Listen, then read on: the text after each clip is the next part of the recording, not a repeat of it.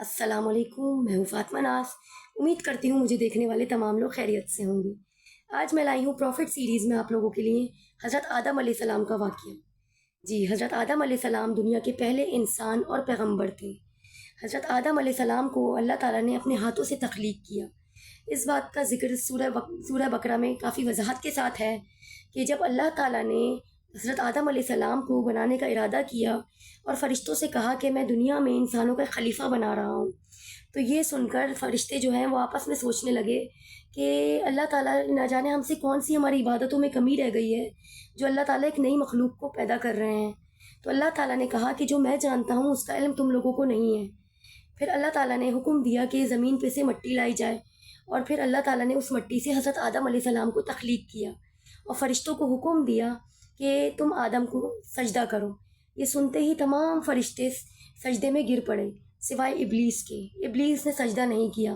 تو اللہ تعالیٰ نے کہا کہ کیا ہوا، تم سجدہ کرنے والوں میں شامل کیوں نہ ہوئے؟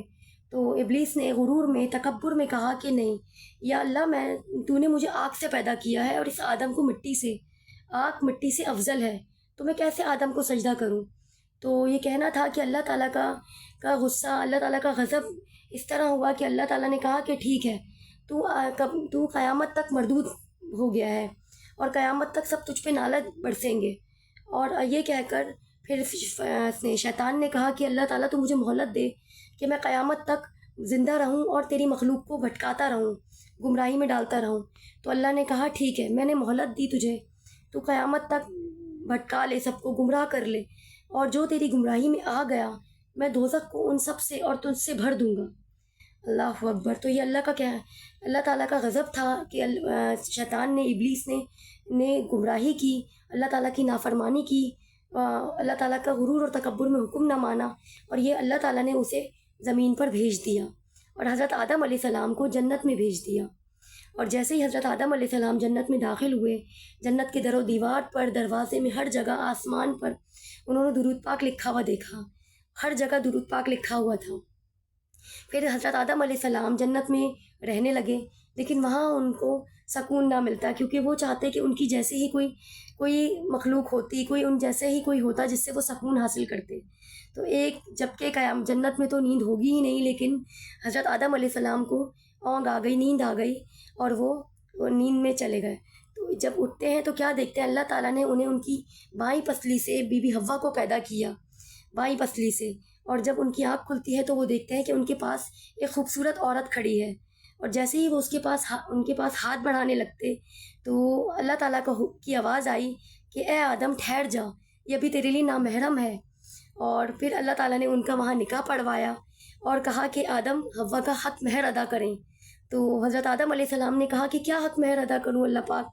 تو انہوں نے کہا کہ تیری نسل میں ایک نبی آئے گا میرا، سب سے آخری، اس پر درود پاک بھیج دیں۔ سبحان اللہ۔ تو یہ بی بی حوا کا حق مہر تھا جو ان کا ادا کیا گیا۔ پھر وہ لوگ وہاں رہنے لگے۔ اللہ تعالیٰ نے انہیں پوری جنت عطا کر دی کہ جنت میں جہاں سے مرضی چاہے کھائیں پئیں، گھومیں پھریں، سوائے ایک درخت کے۔ اللہ تعالیٰ نے انہیں اس درخت کے پاس جانے سے روکا، منع کیا۔ یہ شاید ان کی آزمائش تھی کہ اللہ تعالیٰ نے انہیں اس درخت کے پاس جانے سے منع کیا کہ صرف اس درخت کا پھل نہیں کھانا۔ لیکن شیطان جو تھا اسی وقت سے کام میں لگ گیا تھا، تو اس نے کہا کہ نہیں، سب سے پہلے تو میں انہی کو ٹارگٹ بناؤں گا۔ تو وہ اسی وقت جنت میں حضرت آدم علیہ السلام اور بی بی حوا کو گمراہ کرنے میں، وسوسوں میں ڈالنے میں لگ گیا اور کہا کہ نا، اللہ تعالیٰ نے نہیں چاہتے کہ تم لمبی زندگی پاؤ یا فرشتے بن جاؤ، تو اس لیے یہ پھل تمہیں جبھی کھانے سے منع کیا ہے۔ تو وہ بھی گمراہی میں، وسوسوں میں آنے لگے، اور انہوں نے اس گندم کے پھل کو چکھ لیا، اور چکھنا ہی تھا کہ کیا ہوا کہ جیسے ہی وہ اس کو منہ میں رکھا کہ ان کے حضرت آدم علیہ السلام اور بی بی حوا کے دونوں کے سطر کھلنے لگے۔ اللہ تعالیٰ نے ان کو اس بات کی یہ سزا دی کہ ایک تو ان کا جنت کا لباس ان سے چھین لیا، دوسرا ان کو دنیا میں بھیج دیا، اور تیسرا ان دونوں میاں بیوی کو جدا کر دیا۔ اور اس وقت ہی جیسے ہی ان کی یہ سزا ہونی تھی کہ حضرت آدم علیہ السلام کو کسی دوسرے ملک جو سری لنکا کی کوئی سرزمین ہے وہاں بھیجا تھا، اور بی بی حوا کو جدہ میں بھیجا۔ اس وقت تو کیا جگہوں کے نام پتہ ہوں گے، بس یہ تھا، یہ ان کو وہاں بھیجا، اور وہ کہیں سال، تقریباً 30 سال وہ اسی معافی میں لگ گئے، اللہ تعالیٰ سے معافی مانگنے میں لگ گئے۔ اور 30 سال کے بعد تقریباً انہوں نے جب اللہ تعالیٰ سے معافی مانگی اور حضرت جبرائیل امین علیہ السلام اور پیارے نبی صلی اللہ علیہ وسلم کا واسطہ دے کر جب معافی مانگی تو اللہ تعالیٰ نے ان کی معافی قبول فرمائی، اور اللہ تعالیٰ نے ان کو ان کی بیوی سے بھی ملوا دیا اور کہا کہ اب تم جا کے ہنسی خوشی رہنے لگو۔